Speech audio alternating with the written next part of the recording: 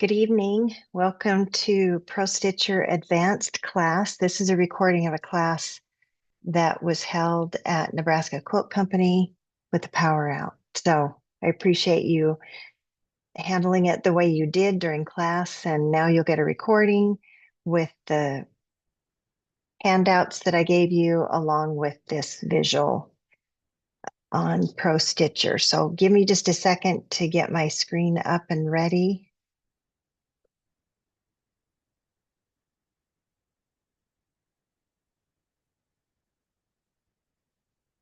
There we go. Now, occasionally this button at the top will slide down and cover up all my tabs. So occasionally it'll take me a minute to maneuver through that bar at the top of Zoom. So we are on the handout ProStitcher Intermediate. The ProStitcher Basics was just a review of what you had already learned in basics as far as creating an area, loading a design, the modify tab that you had all said that you already know. So we're going to go ahead and jump to the ProStitcher Intermediate, which covers borders and corners. Now I have created a workspace already with this sample of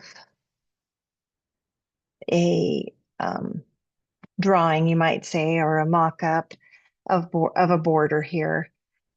So if this is my throat space to here, what I do first, and this is on step one, is to multi-point the area that is within your throat space. So using the area tab, I will multi-point around, and we'll do the largest border here.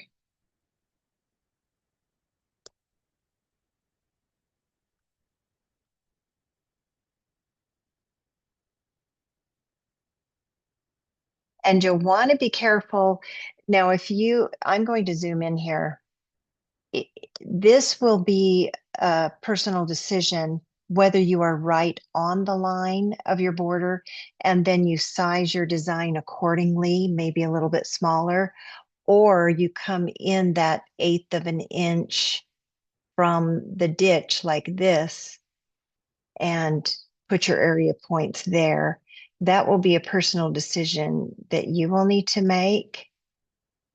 And sometimes I will do it this way just for ease, so I don't have to remember to resize it or figure out what resizing is. So, and I'm in simulation, so that's why I have to keep clicking this simulate button in my quick access tools and go between select and simulate. I can't move my crosshairs without tapping simulate. So I'm going to zoom out a little bit. That was step one, creating an area. Now we're going to go right through the handout, and we're going to open a design, file, design, open. We are going to choose a corner first. For every corner in one PS Designs, there is a corresponding continuous line design, but the reverse is not the same.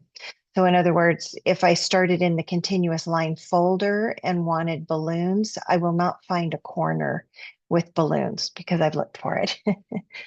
So you do want to start in your corners folder first, and we are going to choose alternating loops 2, same as in your handout. So I get that on my workspace. I'm going to zoom into area using this button right here on the bottom, which is zoom to area. And I like to align it first to the area so that it'll stay in that corner while I'm resizing. So in the modify tab, align in the ribbon. In the right-hand sidebar, I will align it horizontally left and vertically to the top. Now, when I go to modify, resize, I can just hold, whoops, let me get this box out of the way. I can just hold this down, it'll stay in that top corner for me. Now, if I zoom in, I will want to pull away from this corner a little bit. Oh, I missed that line completely right there. You would be more accurate when you're doing it at your machine. So I am going to reposition in the modified tab still, reposition. And down here in this box, I'm going to reposition a little bit, which is 0.01 for me. And I'm just going to click this corner area, pull it away, both for vertically and horizontally. And that looks really good. So I'm going to baseline it. Now I'm going to zoom back out to area and I'm going to duplicate this, which I've got it in my quick access tools, but I'll show you where it is. It's in the edit button, in the edit tab, duplicate right there in the ribbon. Sometimes it'll duplicate right over top of the old design, and then you just edit from there. So this is what I'll do first. Modify, align to the right and vertically top. Then I go to my rotate in modify again, rotate in the ribbon, and I'm going to rotate around clockwise. We did talk about this in class. Don't mirror, don't flip.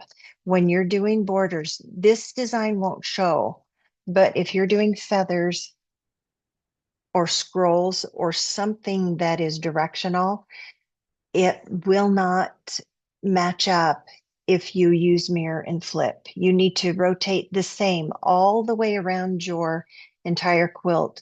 Go either counterclockwise or clockwise, but whatever you do, do it the same all the way around your quilt.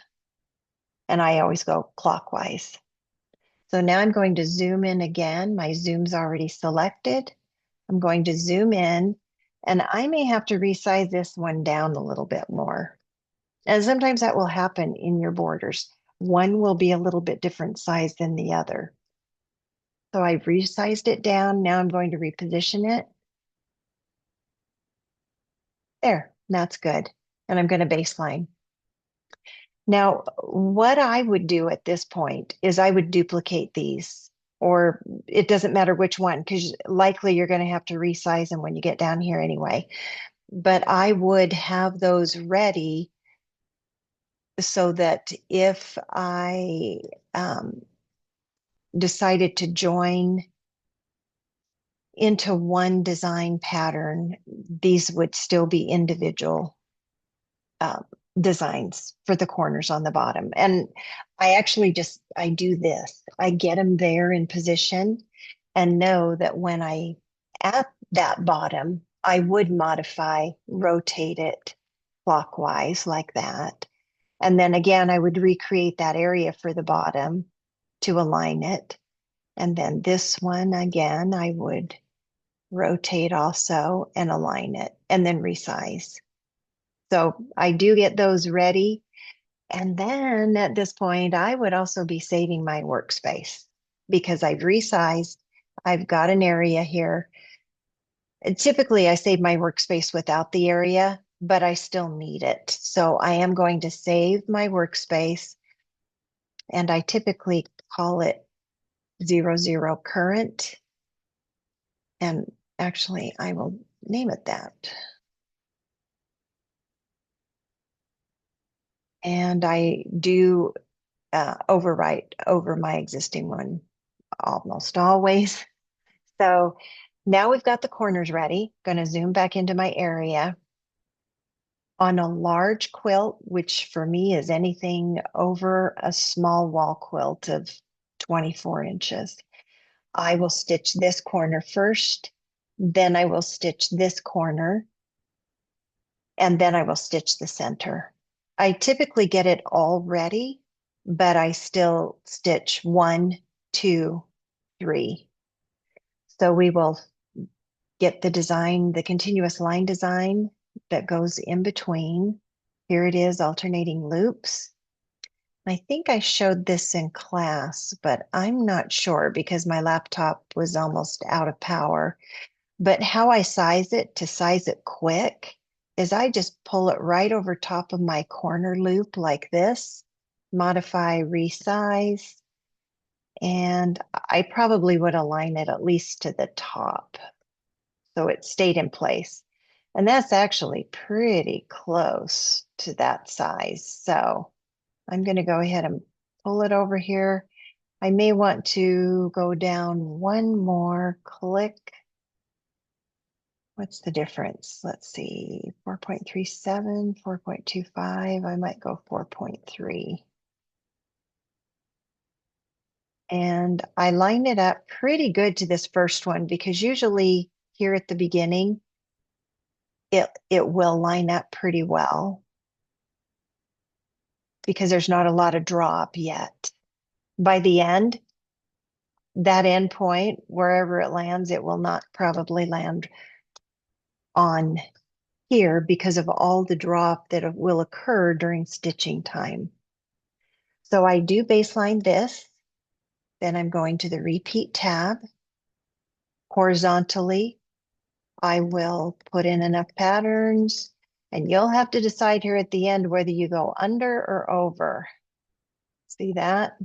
That's gonna make, if I stretch to here, that'll make these thicker, and it doesn't seem to be very far off here. So I'm gonna go with this.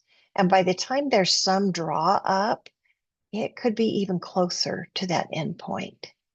But this is what I would do, is zoom in to here, and I would shrink it up width only. So first I would baseline. So this is one group. Then I would modify, resize, take off the lock, and just decrease the width. Now, when you're decreasing this,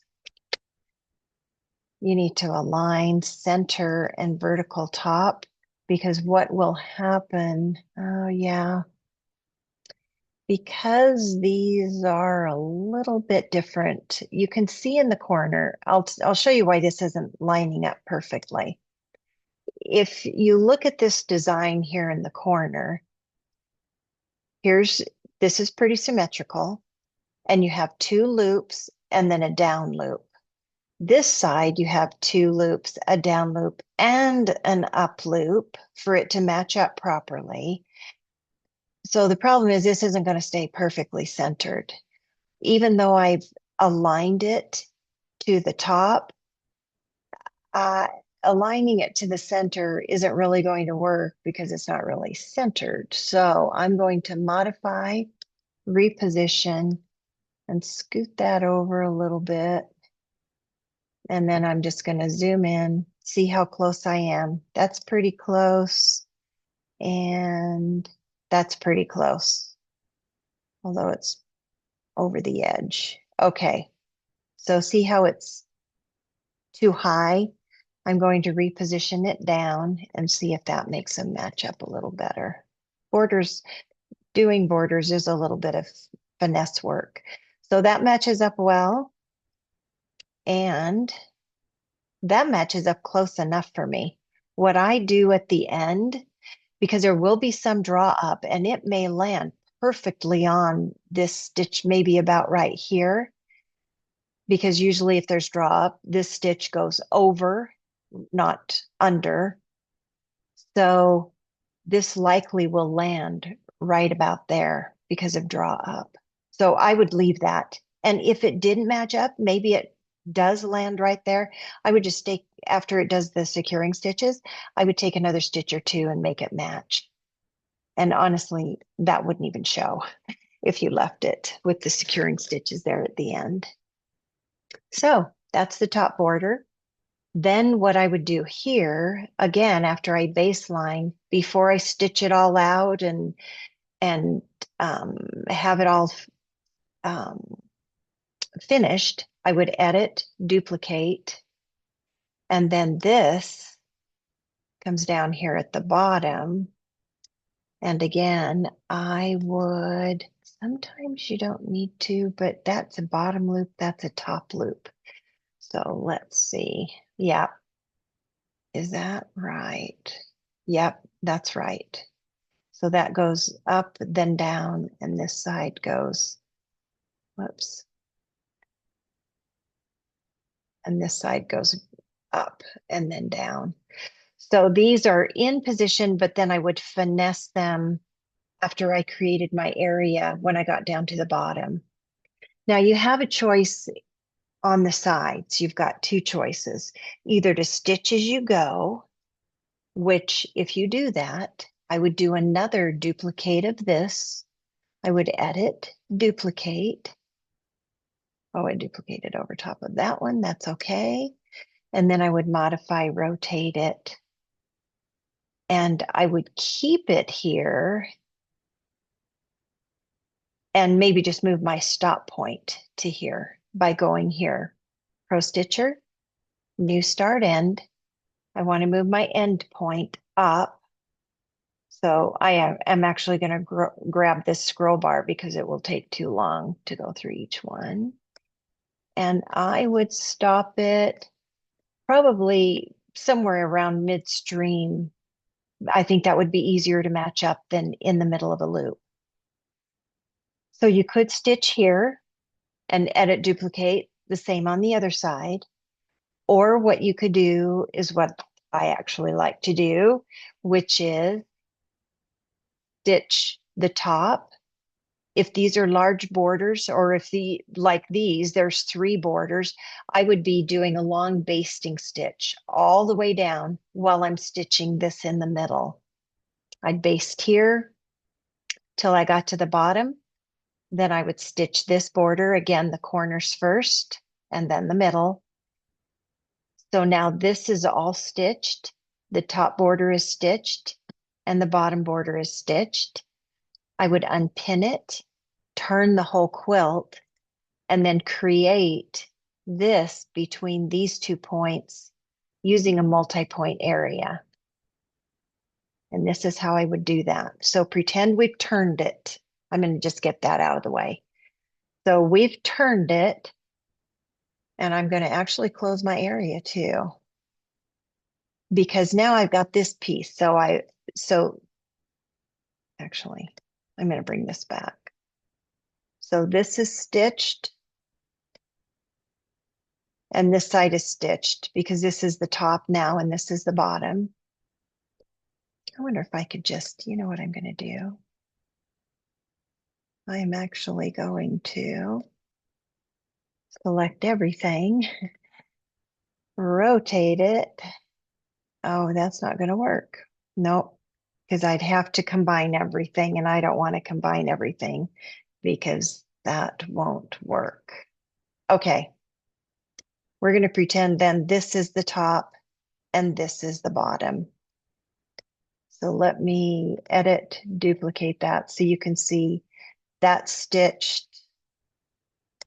This is stitched, and I'm working on this one. So I've turned my quilt, repinned as straight as I can, but it's never perfect, and that's okay, because what I'm going to do is bring this duplicated piece in, and I might need to add to it.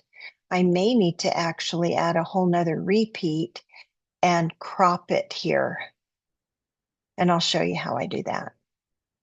But first, what we're going to do is we're going to create an area right here in the middle. So I go to my area tab, get my crosshairs at the end point of this corner piece.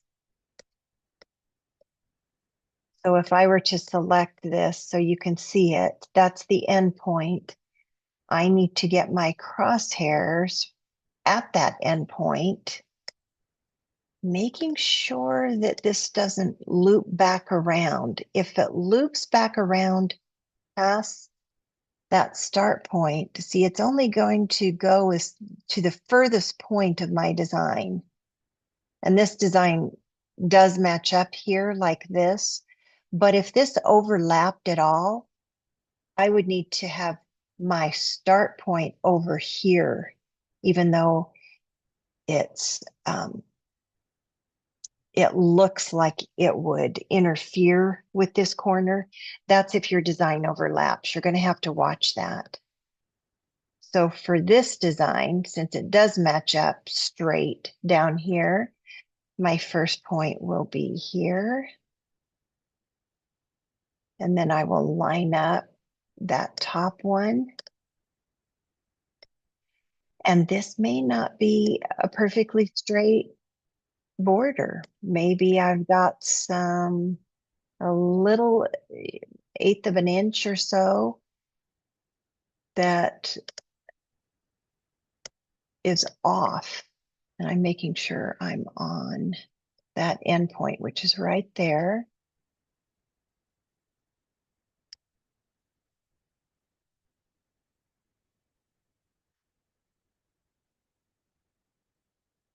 I'm purposefully making it a little off because I want to show you how I do this in real motion, in real life. So now I've made this extra long so that I can make sure everything fits. So now I need to move that endpoint and crop it. So I do that by first baselining it because it's two pieces that I join together. Now I go to Pro Stitcher, New Start End. I'm going to grab this scroll bar so I can go faster. And now I will zoom into that endpoint. And let's see where I am. I'm right about there. And now I will go to the Modify tab, crop in the ribbon, and in the sidebar, Start End, we'll crop everything in between the start and end points. There we go.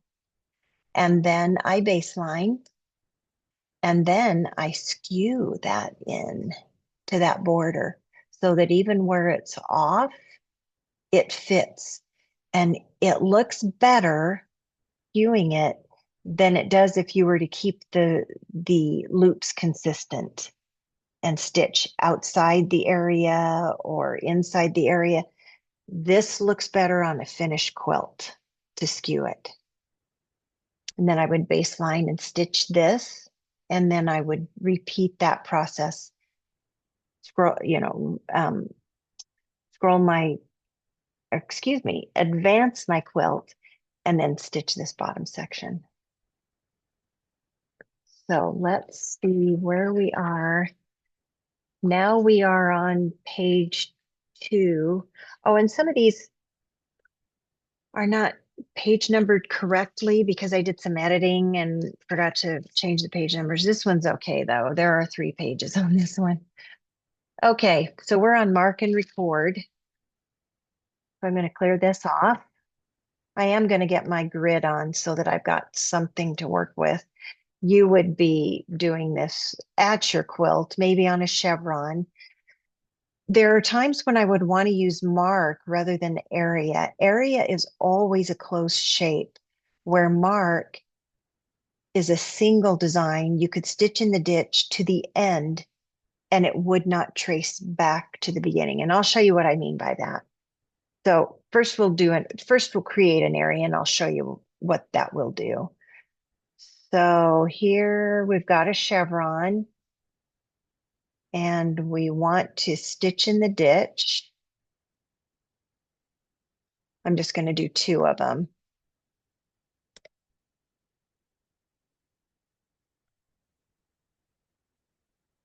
So we want to stitch in the ditch. And to do that with an area, we would go to Pro Stitcher, Quilt, and down here in the bottom right, Trace Area, Run, Proceed, and it will stitch right along, but then it will come back because an area is always closed. So there are times when you won't want that. Then you will want to go to Pro Stitcher, record in the ribbon, and mark in the sidebar. You need to be ready when you tap that because it'll land right where your needle is. And if you mess up, you can just undo. You can either use your programmable handlebar with the diamond. When you're in Pro Stitcher Record, that overrides any other programs on that handlebar, like Area. When you're in the Area tab, that multi-point will be the programmed diamond. So now if I go to make my marks here, and I'm not doing this very accurately. That was not, well, you'll get the idea. Let me zoom out. Trying to do this, and I'm going to just undo that because I am off and that's bugging me. I wasn't counting, I'm still not counting, so hopefully I'm going to get this right. Okay, so here's my chevron. I'm going to take my grid view off again. Now I baseline because this is a design. You've just created a design. So I will baseline. Now when I go to Pro Stitcher, quilt, run, and there's no area on my workspace. So run, proceed. Now it will just stitch those lines that I told it where I want them stitching, and it stops at the end. It does not stitch back over to the left side. So that's a time when you would want to use mark rather than an area. The next page is record. I'm going to clear this. Oh, and by the way, when you create a design like this, you can also repeat horizontally and vertically. You can close that gap like that. You could join those together as one design by selecting none, then multi-select in the order you want it to stitch. And sometimes I'll go over here to the workspace. Oh, yeah, it's not gonna, oh, because I used repeat instead of edit duplicate. Yeah, if you use repeat, this won't work. So let me show you with, did I already baseline it? No, not yet. Okay, one design, baseline, edit, duplicate, and I'm going to bring it right down over here. And then deselect all. Now multi-select number 1 and number 2. And I would have changed those start ends so it goes back this way. Then if I baseline it, now I can go to repeat and space them even a little bit differently.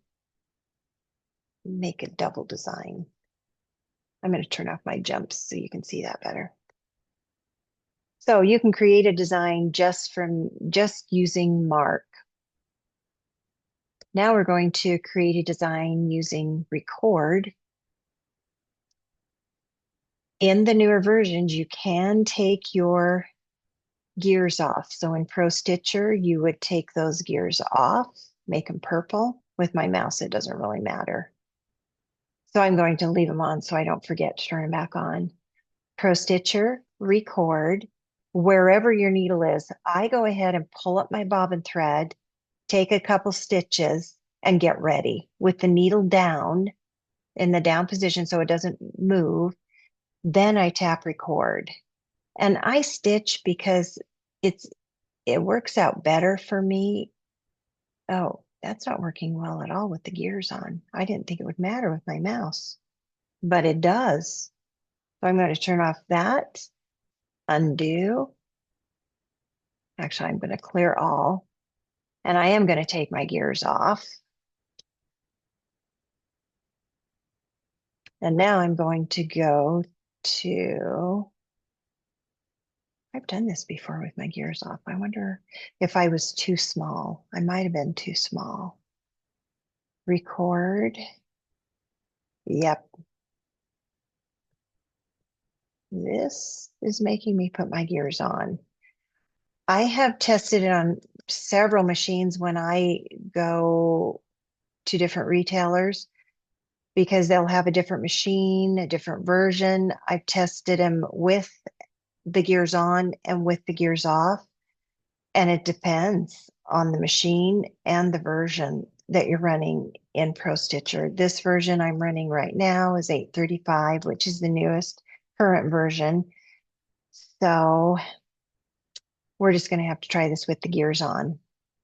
So Pro Stitcher, record, tap record, and now I draw.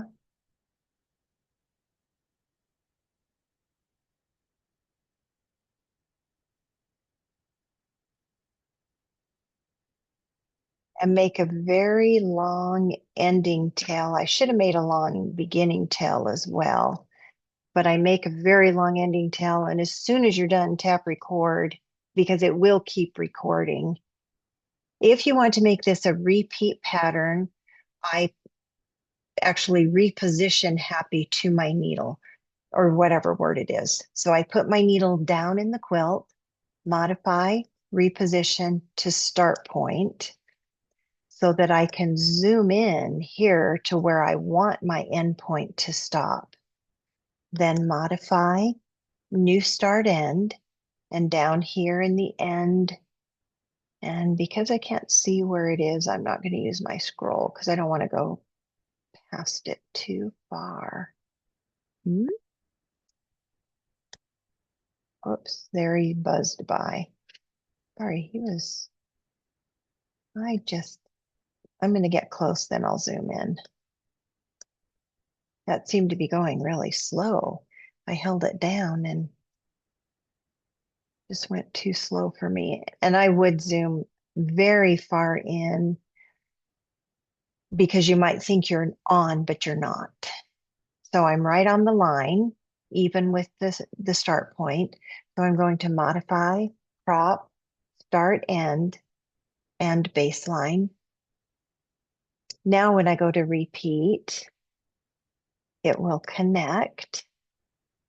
I can also, I'm going, is it refresh? Oh, because my select key is not on. Don't know why refresh isn't working right now. That's odd, very odd. I'm going to close the gap.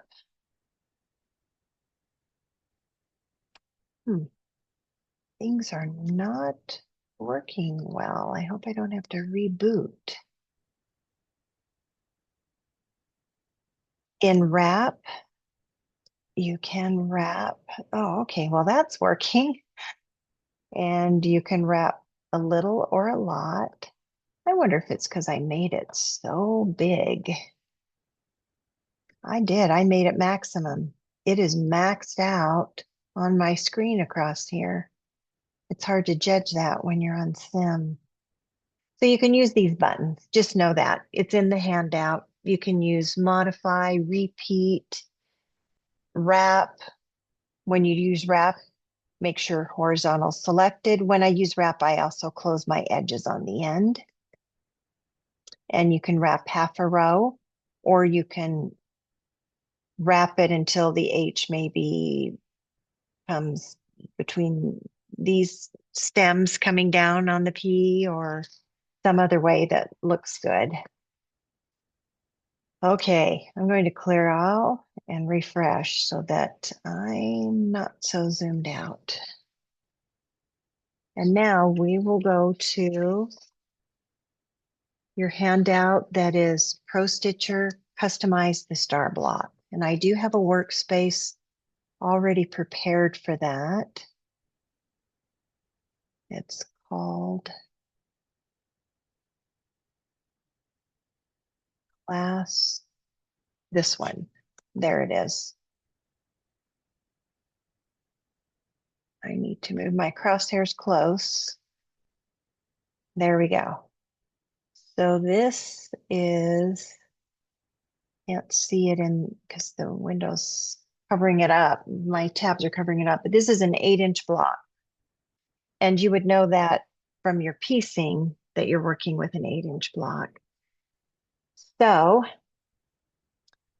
when I do this kind of customizing using a trim block is different than other blocks or other stitching designs because it goes from the outer in until it hits an area and then it backs out and it comes in and out. So you have less stitch over stitching around an area or around a block. Maybe this is an applique.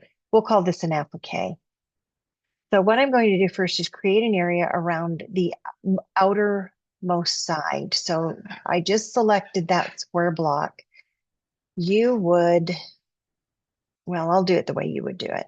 So you're actually going to create an area around that block using multi-point.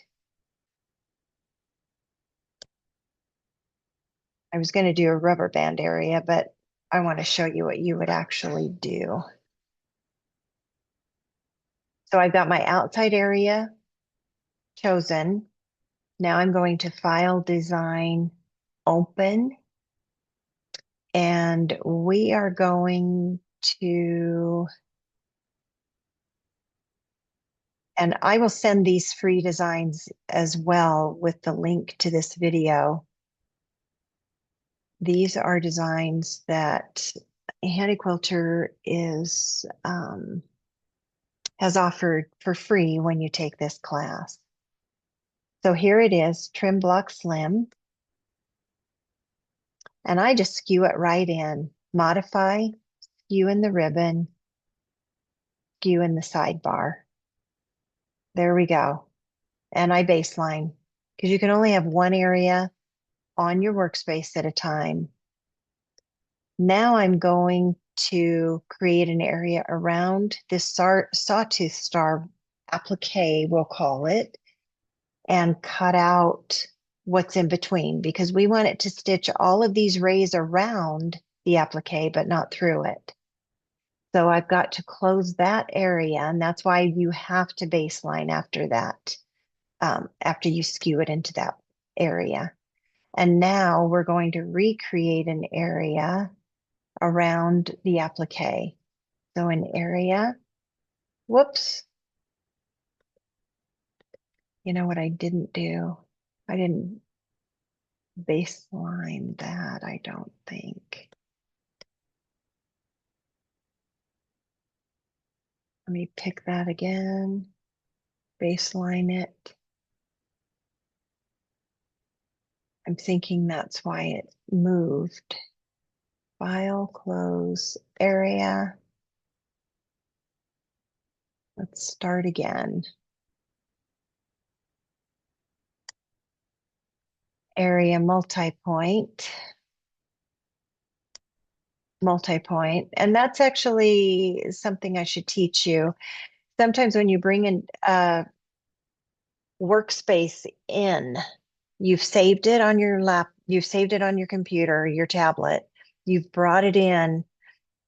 Often you will have to baseline the item or the design that you're going to be working with. And if there's several on your workspace, you'll want to select it and baseline it definitely before you stitch, but sometimes even before you work with it.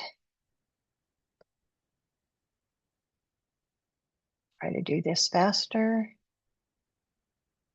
This won't be completely accurate, but you will get the idea. If I were doing this at my machine, I would be doing this a lot more careful and a lot slower.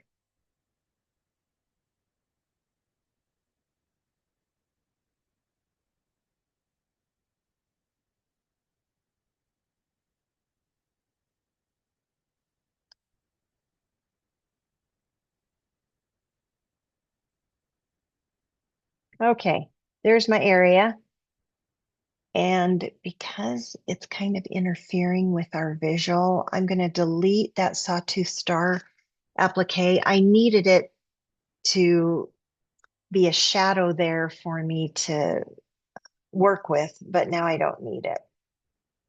Because you wouldn't have that on your tablet screen. You'd just have this. You wouldn't even have this square actually now. So I'm going to close that as well. This is what you would see on your screen. I was just using those shadow blocks as a guide.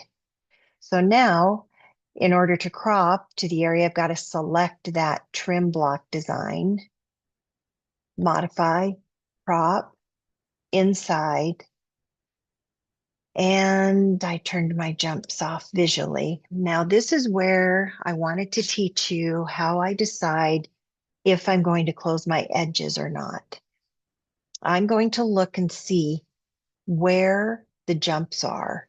So here, when it comes, because it's stitching around this way, when it comes to here, it's going to stop. And if I close those edges, it will come up, stitch up here and down there. So much, well, not much, but some of the area is going to be stitched, some is not. All of these in between, excuse me, all of these in between these rays right here, none of those will be stitched. So you're going to have to decide if you want to Pro Stitcher, quilt, trace the area, and then let those jump stitches jump. In other words, drag the thread, or close those edges. That's a personal choice. And usually I want to, if I'm doing, for example, stippling instead of this trim block, if I'm putting stippling around this block, it might start here, come over here, and then stitch back to finish a little piece, and then stitch back again. And I'm going to want to drag the thread. Now, how you tell the computer to drag the thread is all about your settings in your auto jump. I typically have mine set at 0. If I come to a jump, I want to know, or I want to decide if I want to pull the thread up or not. If you have it at 0, every time, and you kept these edges open like this, every time it came to that stop point, it would wait for you to tap resume right down here in the corner. Then it would go to the green. And if you forgot to turn auto, pull up auto off, it would needle down, needle up, pull to the side, and come back. It makes a loopy little mess on the back of your quilt. So what you're going to want to do, if you want it to drag the thread, which you may want to in a case like this, make sure your pull up auto is off, and tie offs on and off I keep those on when I'm doing this. I do turn off pause delay. Otherwise, I have to keep tapping the machine to get it to drag it. What it'll do is it'll drag the thread, make the few stitches, and then wait for you to trim the thread, but you're not going to trim these little threads till the very end. So turn off pause delay, pull up auto, and change your jump stitch to probably this length, which would be about, oh, let me turn that off and back on. It would be about 1.5 inches. So what you would do if you want it to drag, you would change this to maybe 2.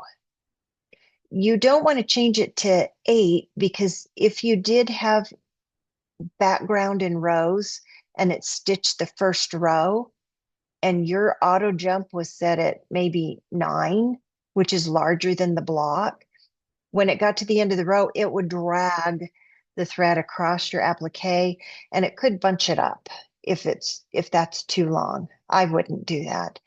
I would maybe put it to 2 or 3, but I would make sure that it's smaller than the largest jump I want it to make. So if there's a jump going from here to here or vice versa, I'm going to want to measure that and make sure my jump is smaller than that. So when it gets here, I can pull up my bobbin thread and not have it pulling and bunching my applique. So in this case, I am going to close the edges and baseline, and I will just show you. I'm going to take off all of these just because you don't need to see it. You know what it does. There it's stitched. Okay, you can see all those solid pink lines. That is where it did not stitch. So you would have to decide if that's so much. If it were truly an applique or a different background square, I may not want to do another stitch around trace area. But the sample that I had in class that I took with me, I did trace area at the end. So I'll show you what I did. I usually do this part first before trace area, especially if I'm dragging the thread, because I'll want that trace area maybe to secure those little threads fully. So after that stitch, then I would go to Pro Stitcher, Quilt, Trace Area, and now it will trace the outside area of the applique. And if you dragged the thread, depending on if you want to stitch around your applique or not, that's how you would do that. Now with our area still in place, we are going to get the other block that Handy Quilter has also offered, which is, let's see, where did that show? I think it's in here too. Let me see. Oh, no, blocks. Oh dear. Oh, good. Okay. And green is the preferred because that's HQV. So I'm going to make this a full feathered star block before I put it in here, center it to the area, and align it, just because it's easier for me. But it really doesn't matter the order you do this. First, I'm going to modify, reposition to the start point, and refresh. There we go. And when I do this at the machine, my needle is down in the quilt anywhere, doesn't matter where. I usually pull it away so I'm not tapping to get other designs and tapping something out of place, like moving my area or something. That's why I move it into a blank area. Now I'm going to edit, duplicate for the bottom half, and it looks like it landed right on top of the other one, because when I go to the workspace, there's one, there's two. I'm pretty sure they're right on top of each other. So I'm taking the second one, modify, rotate, and I am going to flip it. And then I'm going to modify, reposition to the end point. I want to join them together. There's still two pieces. I want it to stitch out all at once. I will select none here at the bottom. Then I will tap multi-select. It is an on-off. When you're done with it, you want to turn it off, or you'll be selecting and tapping and joining everything on your workspace. It gets annoying. So I tap the order I want to stitch. So the top half first, then the bottom half, and then I'm going to open my workspace over here on the right so you can see that it's grouped, but it's still two separate pieces until I baseline. So I'll baseline. Now it's a merged group. You can always rename these. And if I'm doing a lot of grouping or a lot of combining of designs, I will rename them. So here I tap rename on the bottom of the right sidebar, clear it, and I'm just going to put in feather, and I'm going to type it on my keyboard. It's faster. Feathered star, enter. And I'm going to be sure to turn off my multi-select here. Now I want to center that here because this is all stitched. I want to center it and resize it so I can stitch it out. I like to align it first because then it stays in position while I'm resizing it. Now I know my block's 8, so I'm going to just go to modify, resize, and rather than holding this down for so long, I'm going to just tap the box and start at 8 and see where I am. I will zoom into my area because I'm going to want to see right here, it's going outside my star. So I will just tap that minus. Typically, if this is really on a quilt, I'm rotating it a little bit. Even down here, custom rotation, small degrees like this, I'm doing that because my block's not perfectly straight on the quilt top. So I get this where I want it to be, baseline, Pro Stitcher quilt. I'm not going to stitch this one out. I will tell you though that it will start at the top, stitch out the top, and then it will stitch out the bottom. And it's really a beautiful block. So that is that handout. Let me make sure there wasn't something extra at the end. Oh yeah, just the stitch out order, which is what I showed you. Okay, now I'm going to show you how you would, if you had a stashing around a block. In other words, you've got a block that fits within your throat space, and let's call it 10 inches. And I'm looking for a square so I can show you what I'm thinking of. So I'm going to modify, resize this to be 10 inches. This is the outside of your block. And then I'm going to baseline that. I'm going to also make a center 10, 9, 8. I think, let's see what 8 does. Let's make it 7. Okay, so this is the inside, and you've got, doesn't matter what, just anything on the inside of your block. And we're going to put sashing around the outside, and we're going to connect it. So this is a small enough block. You could stitch that all out in one stitching and not have it so much draw up that it would be off, unless you used wool batting. And then I'd be careful. I'd be babysitting my machine. So I'm going to create a quick area here right now by going to area and just putting a rubber band around that. And that created my area for me. And again, I use the area primarily to align it. So I'm going to now choose my design. File, design, open. Again, I start in the corners.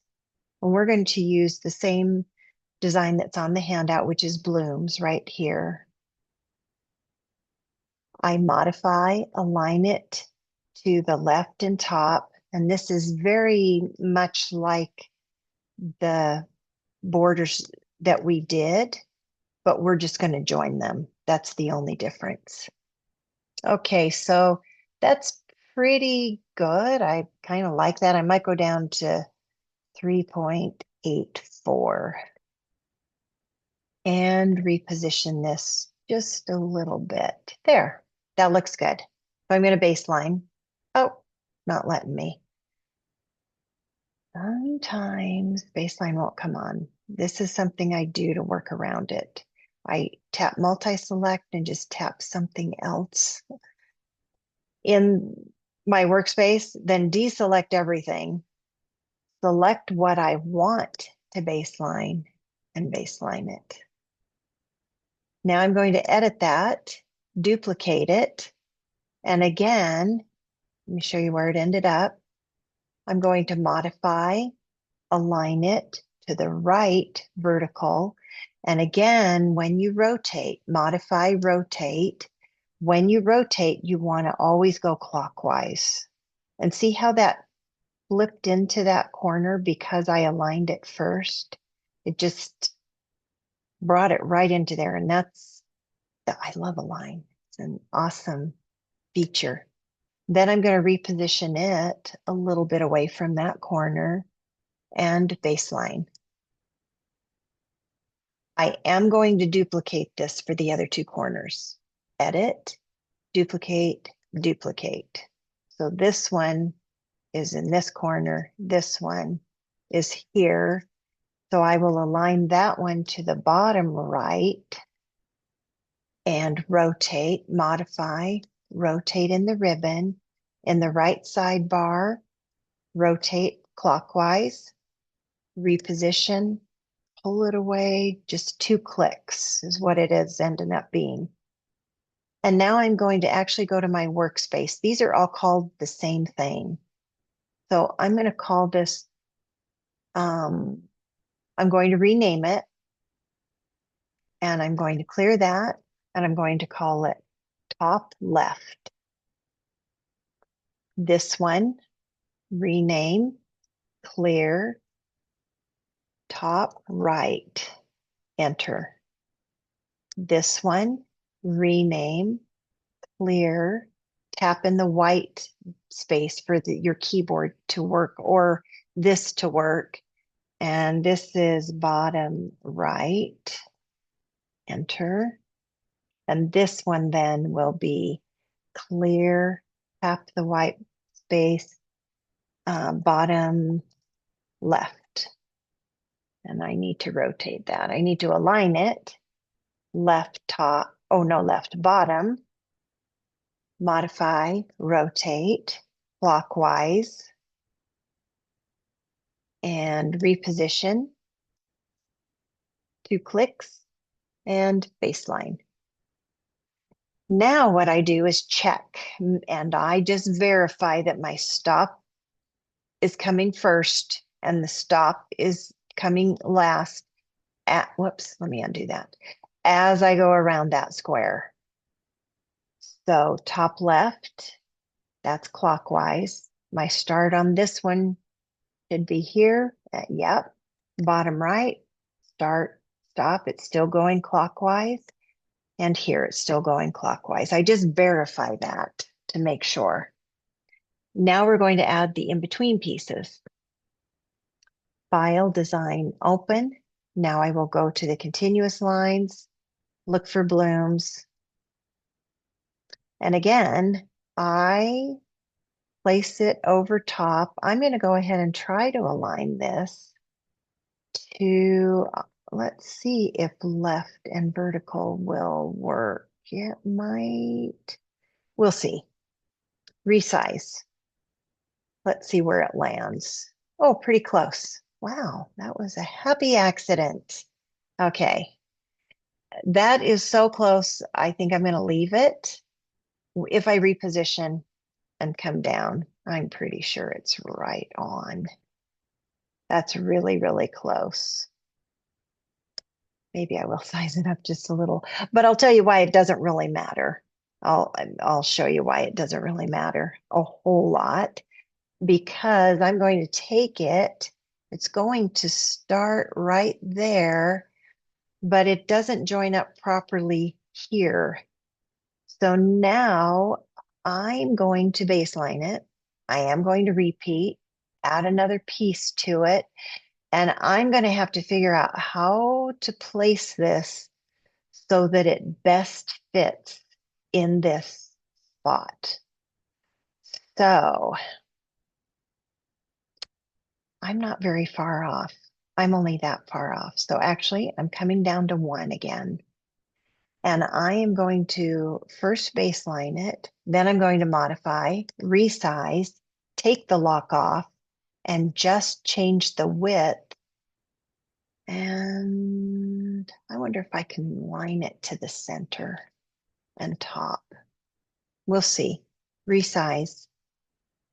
And then modify, resize. In the sidebar, I took my lock off. I'm just changing the width and I'm increasing it so that it will reach there. Now that's a little more stretched than I probably would like, but it would be better than squishing it. At this point, I may even choose a different pattern if I didn't like that. So we're going to keep it so that we can just keep going. And I'm going to scoot it to the right and reposition here. I'm going to scoot it over and down a little bit. And that's good. That actually is good enough. So I'm going to baseline it. Then I'm going to edit, duplicate, 1, 2, 3 times. 2, 3. So the third one is going to modify a line to the left center, rotate 2 times. That was the last. Oops, that doesn't line up properly, does it? And I did clockwise. I'm going to have to flip that one. And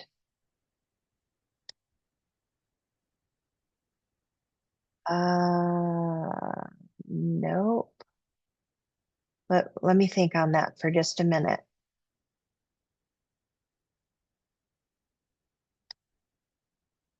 That's got to go. Let's see.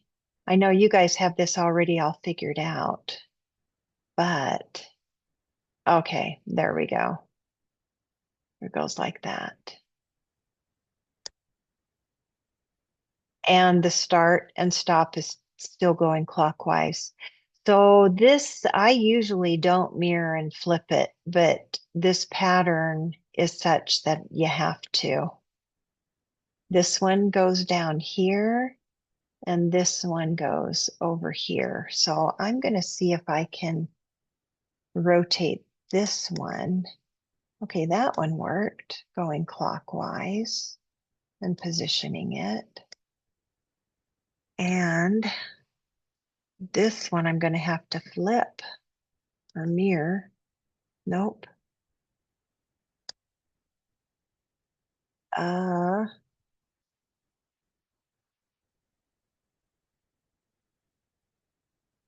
Yeah, that's right. Well, usually I don't have to do this. And with feathers, you do want to go clockwise around. Okay, so now we're going to join those all together so that they will stitch all together.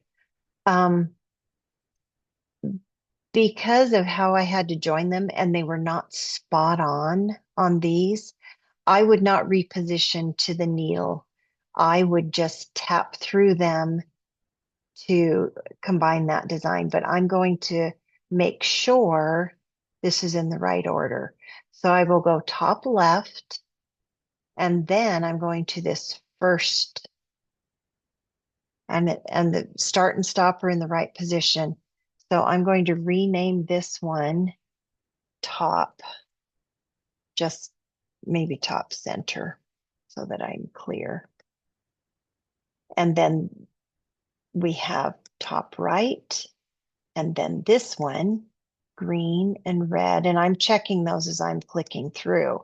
I'm seeing where the red ended here and the green should be right there, and it is. So this I will name right center. And I do this because I have clicked through them before and had to start over. And this takes up less time than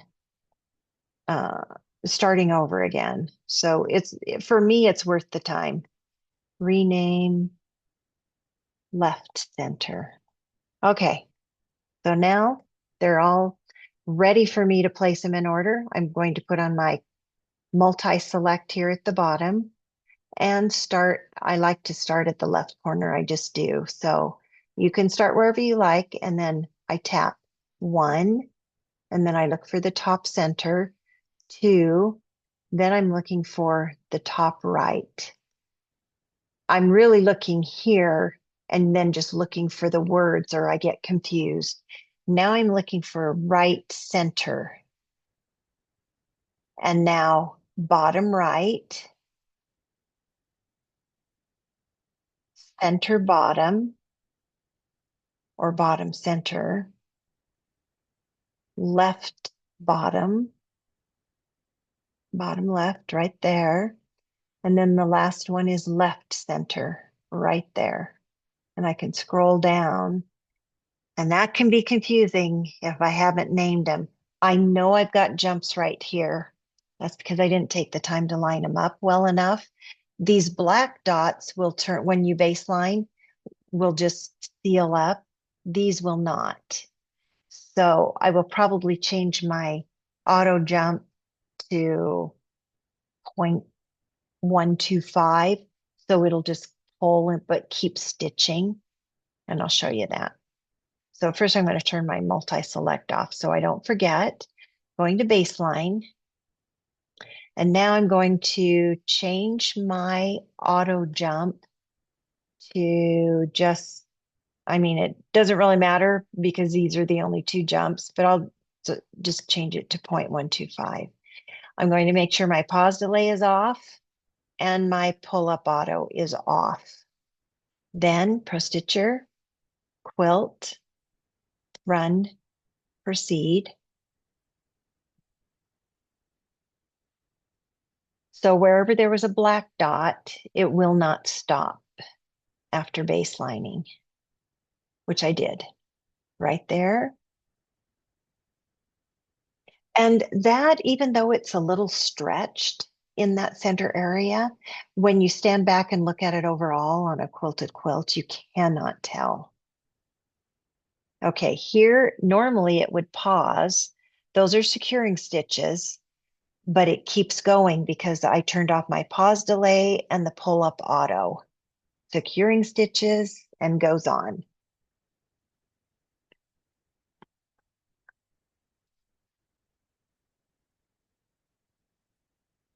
So that was the last handout, combining designs. So I would stitch out only small borders or sashings.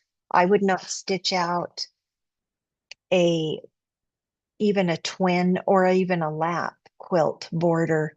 I like to do those corners first and then the center, due to draw up.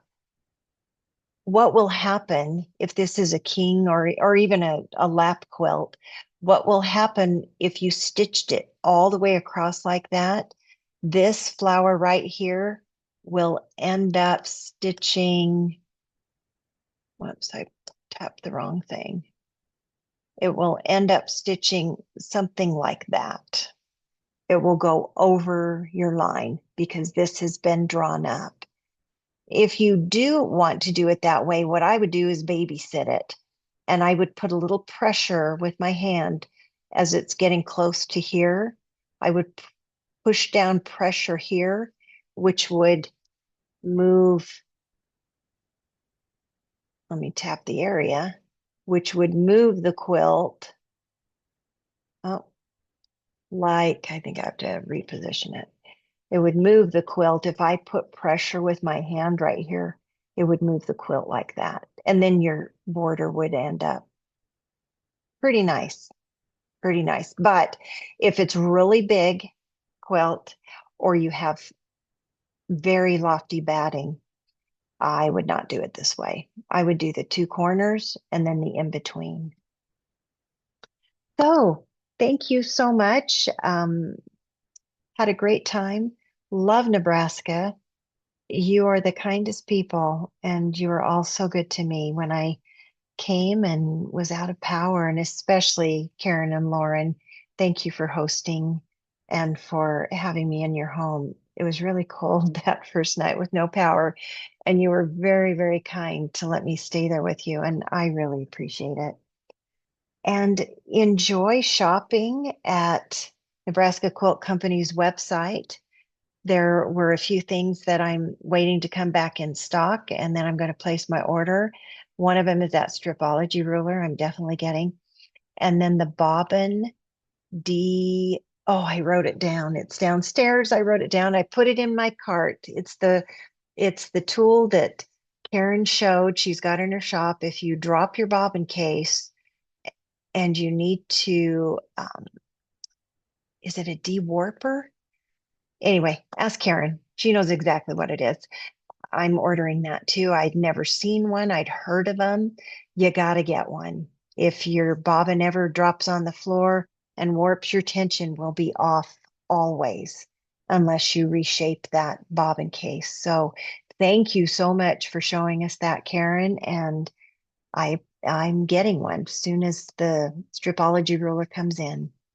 So you all take care and hopefully I'll see you again. Thank you. Bye.